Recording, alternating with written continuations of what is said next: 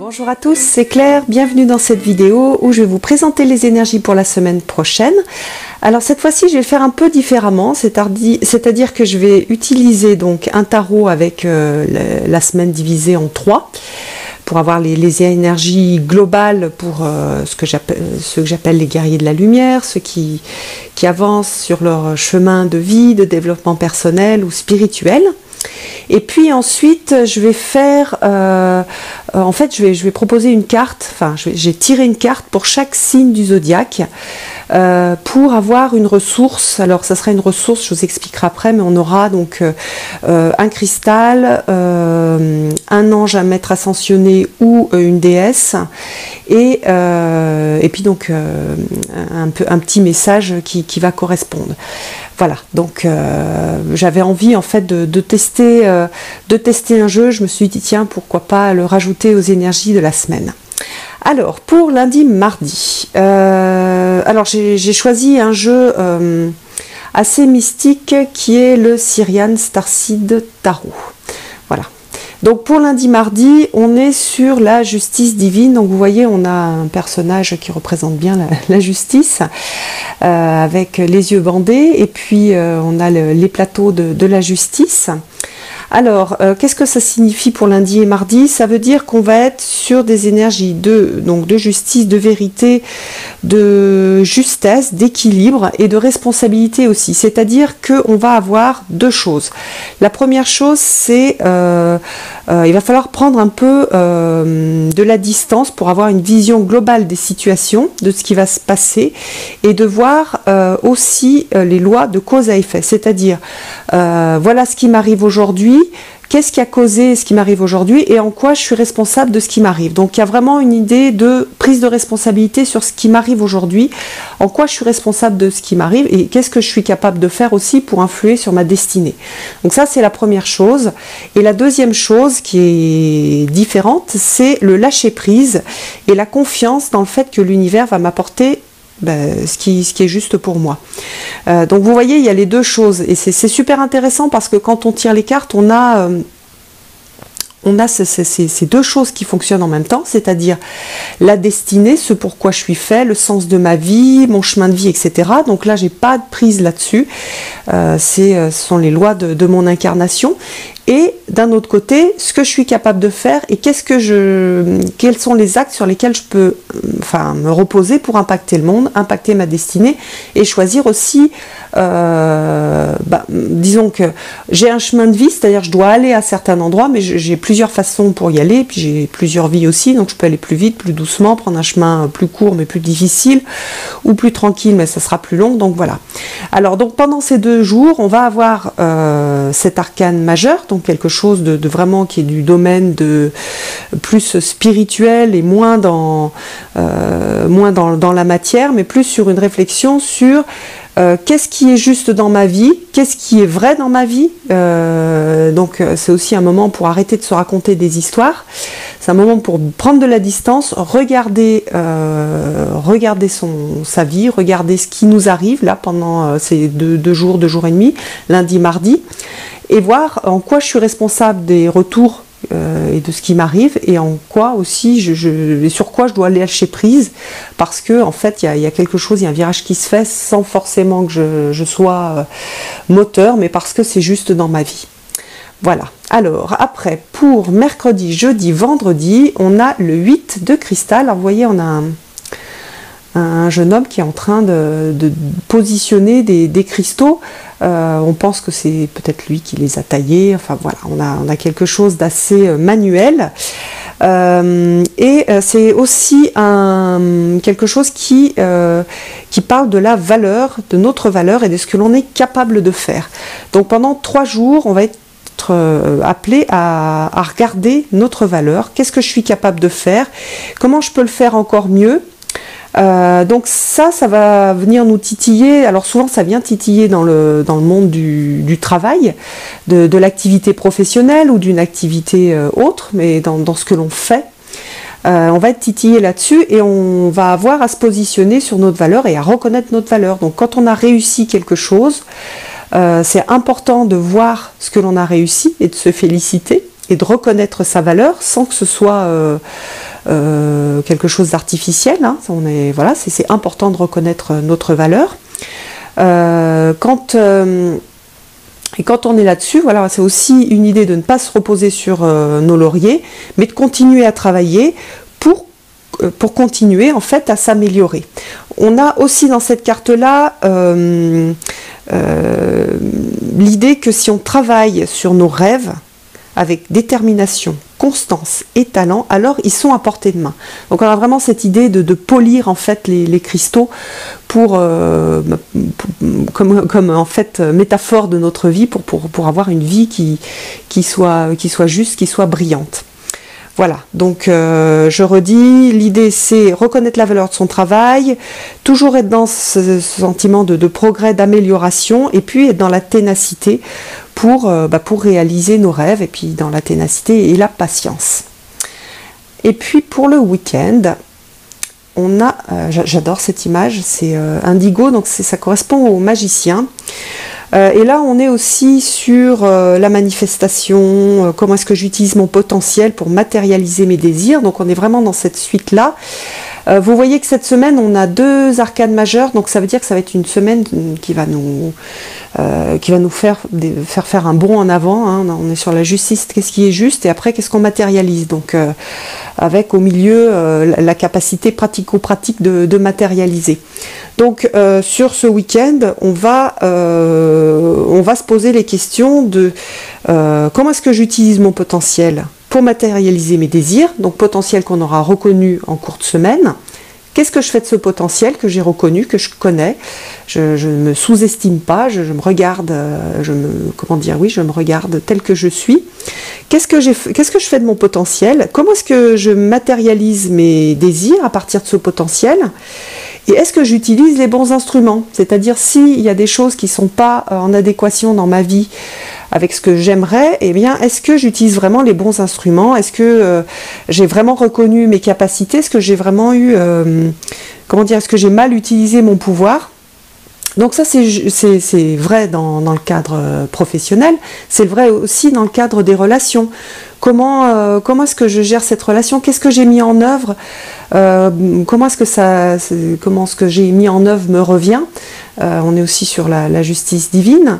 Même chose, comment est-ce que j'élève mes enfants? Comment est-ce que j'ai mis en œuvre pour élever mes enfants? Ça ne fonctionne pas peut-être. J'ai pas mis la bonne magie en œuvre pour les aider à grandir, à se développer, à être autonomes. Voilà, c'est toutes ces questions-là qu'on va se poser et qui sont hyper intéressantes dans le travail de cette semaine. Alors, ensuite, nous allons regarder par signe. Alors, le jeu que j'ai utilisé, c'est un jeu qui n'est pas encore sorti, qui s'appelle l'énergie des anges et des cristaux. Enfin, si, il est sorti en anglais, mais pas encore en français. Alors, pour le présenter, j'utilise l'oracle astrologique, comme ça vous verrez votre signe à côté de votre carte. Et puis voilà, alors on va commencer par le bélier. Voilà, une jolie carte de bélier. Et le bélier, il est lié à cette carte-là. Alors, je vais rapprocher pour qu'on voit mieux. Le bélier. Donc, vous allez devoir faire attention et vous allez avoir comme ressource 3 choses, je redis. Donc, par exemple, ici, pour le bélier, il faudra faire attention au nombre 14. Donc, le nombre 14, ça sera votre nombre de synchronicité. C'est le nombre auquel il faudra faire attention pour avoir des indices. Votre pierre, c'est la tourmaline noire, et puis vous avez un ange pour vous accompagner, c'est l'ange Lahabiel, et on est sur des énergies de purification, donc on va se libérer de ce dont on ne veut plus, tous les fardeaux toxiques qui nous empêchent d'être heureux. Donc vous, bélier, vous allez lâcher et utiliser cette pierre, cette tourmaline, pour relâcher toute cette toxicité, que ce soit au niveau corps, esprit, émotion. Alors, par exemple, au niveau du corps, ça peut être commencer à réfléchir, à arrêter de fumer, par exemple. Hein. Au niveau de l'esprit, ça peut être l'esprit et des émotions, ça peut être recommencer de la méditation pour pouvoir se centrer, purifier ses pensées, calmer ses pensées, pas être dans la peur, voilà, etc. Donc voilà, ça c'est pour les béliers. Ensuite, nous avons les taureaux. Hop.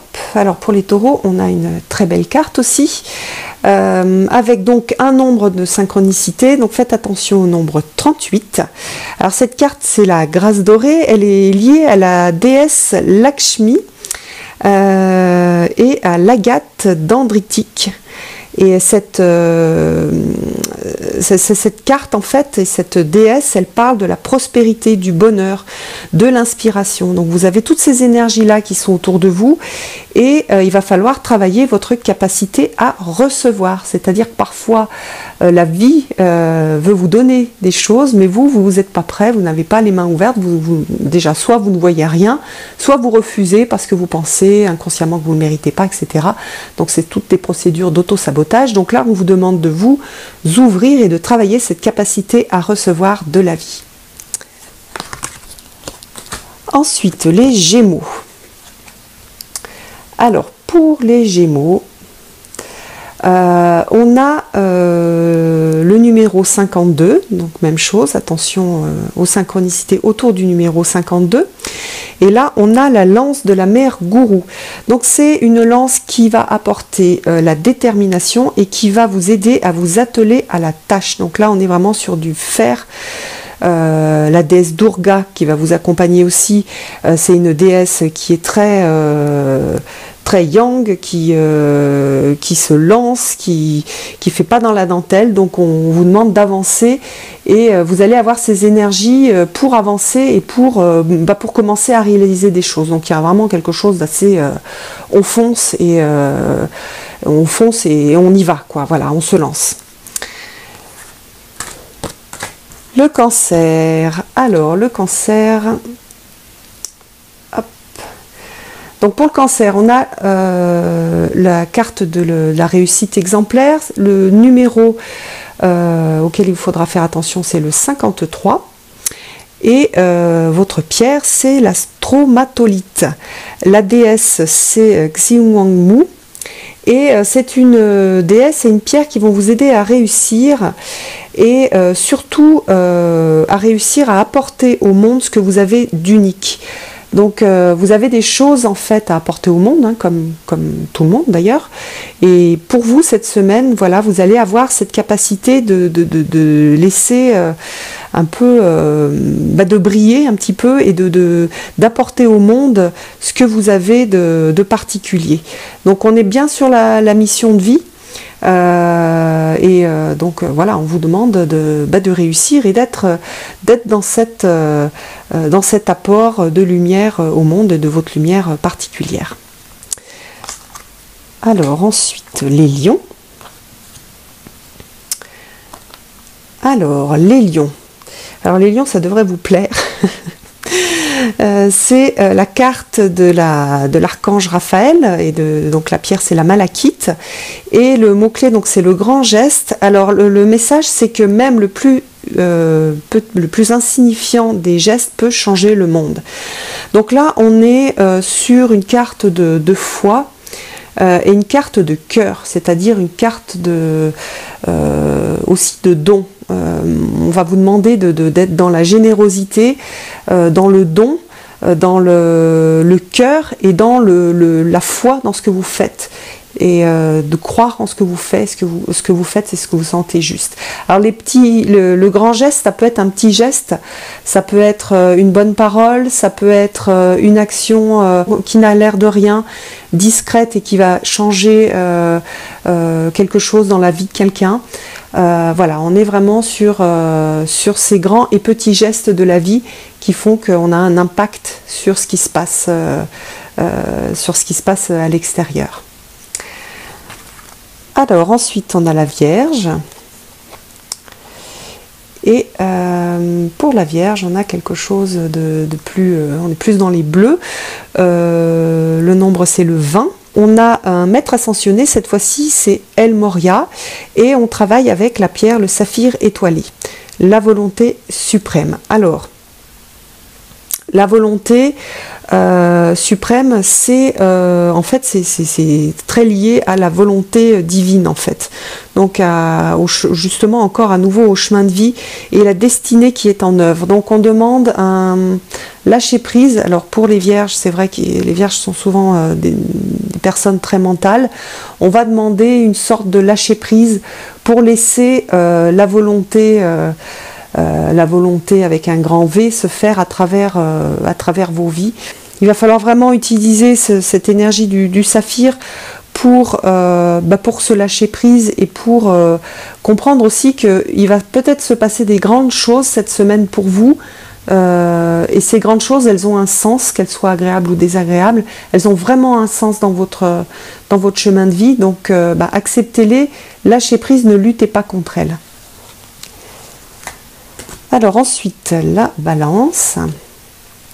Alors la balance, le chiffre c'est le 37. Et là on a la déesse Tara et puis le quartz tibétain. Et on est sur une protection particulière qui vous est apportée pour rentrer dans la lumière, pour être vous-même aux yeux des autres. Donc il s'agit de briller. Il ne s'agit plus d'hésiter, il ne s'agit plus d'être discret, comme beaucoup de balances le sont, mais plutôt d'exprimer votre soleil intérieur, exprimer ce que vous êtes, exprimer vos opinions, montrez-vous, rentrez dans la lumière. Vous avez cette protection de la déesse Tara et du quartz tibétain qui vous permet de faire ça, même si ce n'est pas forcément toujours dans votre nature. Le scorpion. Alors le scorpion, on a le 40, donc soyez attentifs aux 40 qui vous croisent. Et puis donc on a la déesse Sarasvati et comme pierre, c'est pas, enfin c'est quand même une pierre, donc c'est l'ammonite. Et le mot-clé, c'est d'un monde à l'autre. Alors, ça vous ressemble bien, hein, les scorpions. Mais là, dans cette pierre, on va travailler le chakra de la gorge qui va être particulièrement ouvert pour vous.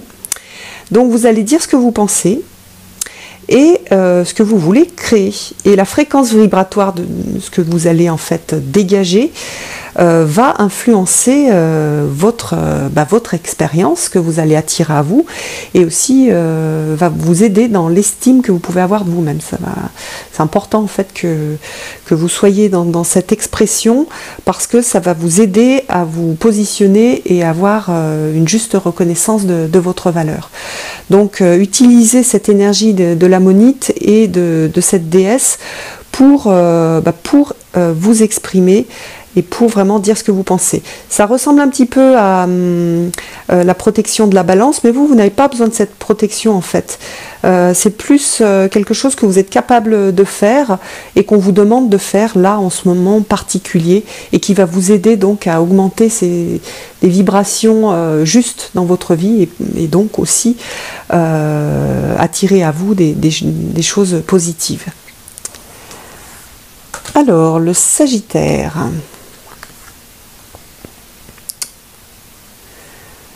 Alors le Sagittaire, donc le chiffre c'est le 46, donc soyez attentifs à ce 46 si vous en croisez un.